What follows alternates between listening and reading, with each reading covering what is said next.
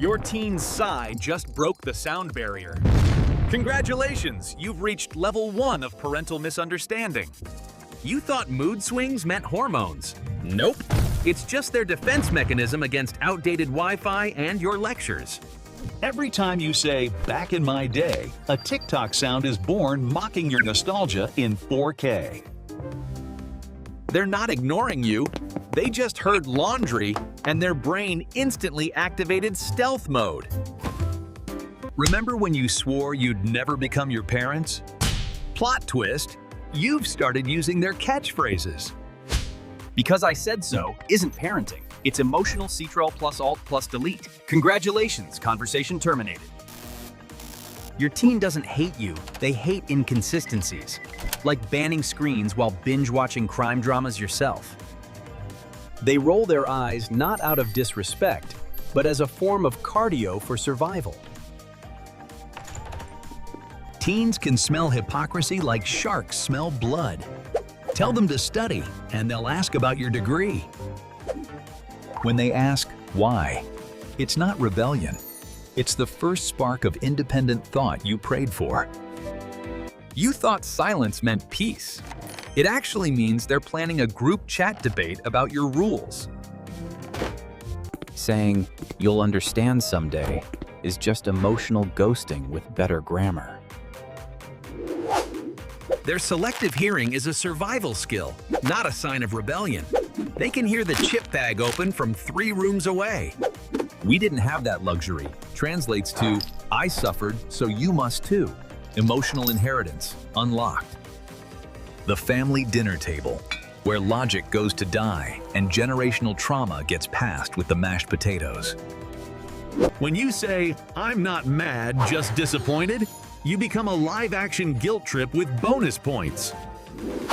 Teens don't argue to win, they argue to see if you've updated your firmware since 1998. You're not losing control. You're being beta tested by the next generation of emotional software.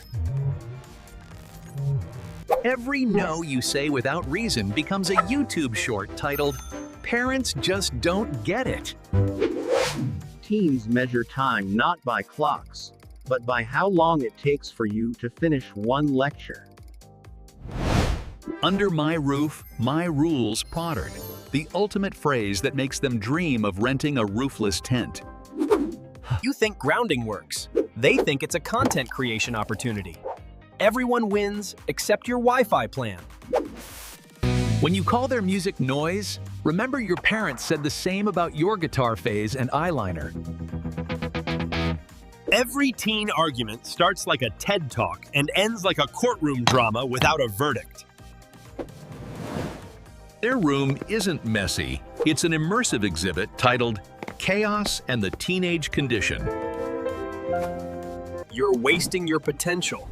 Tourists, the parental remix of "You're not living my dream correctly." The eye roll isn't rebellion. It's punctuation in the teen language for, "Not this again!" You think they're lazy. They're actually emotionally buffering from mixed parental signals. The phrase, "as long as you live under my roof," should come with a Wi-Fi disclaimer. Your teen doesn't want space. They want silence without surveillance. Big difference. When you say, "Respect your elders," remember they're watching elders go viral for eating dish soap. Teens don't hate advice. They hate when advice comes disguised as emotional blackmail. Why can't you be more like them? Congratulations, you've just unlocked the Comparison Olympics. Gold medal in resentment. They're not being dramatic. They're just practicing for adulthood, where drama gets a paycheck. Teens don't avoid talking. They just prefer text, where they have 30 seconds to draft diplomatic responses. You expect them to be grateful. They expect you to cancel the emotional debt. They don't need an excuse. They need time to search their personal archive of past injustices you've committed. It's not that deep. Translation: You've officially minimized their feelings like a pop-up ad. They crave autonomy the way you crave 5 minutes without background music and existential sighs. When they say, "Leave me alone," it's not rejection, Karitz. It's emotional lag time. Your sarcasm isn't witty to them. It's just passive-aggressive in HD. You're not losing authority. You're upgrading from dictator to dialogue-based democracy. When you snoop for safety, you teach that privacy isn't earned, Droat. It's stolen. Teens aren't secretive, they're just testing your tolerance for mystery. Do you pay the bills here? Halak, the quickest way to make them fantasize about moving to Mars. They don't need perfection. They need you to admit when you're winging it too. Every "you'll thank me later" should come with an expiration date and an apology clause. Teens aren't fragile. They're overloaded systems running emotional Windows 95 on modern problems.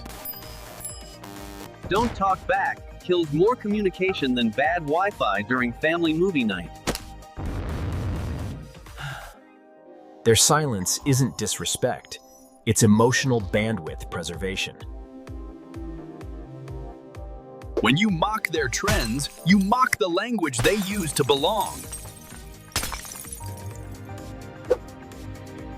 "I gave you everything" isn't love. It's an invoice disguised as affection. Teens don't need lectures. They need translation, immersion, from emotion to understanding. My house, my rules is a short-term win and a long-term communication blackout.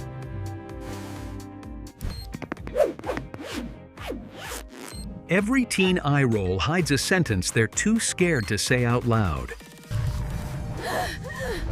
When you threaten to take their phone, remember it's their entire social nervous system. They're not ungrateful. They're overwhelmed. Gratitude doesn't bloom in constant judgment. You think you're grown? No, they think they're human. And they're right. When you apologize, their respect doubles. When you justify, it disappears. Teens don't need control. They need trust that doesn't vanish at the first mistake. They don't need more rules. They need connection. Rules fill the deficit. Connection closes it. You're not saving them from consequences. You're teaching them to activate the scapegoat protocol. You're not giving advice. You're opening their personal archive of your past mistakes. When you use "back in my day," the whole conversation warps into 1998.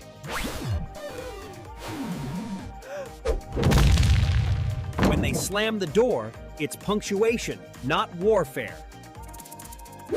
Your love language might be safety, theirs might be freedom. Both can coexist.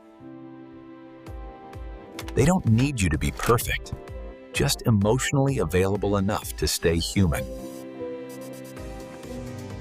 One day, they'll quote you Ferris, not for what you taught, but for what you finally understood.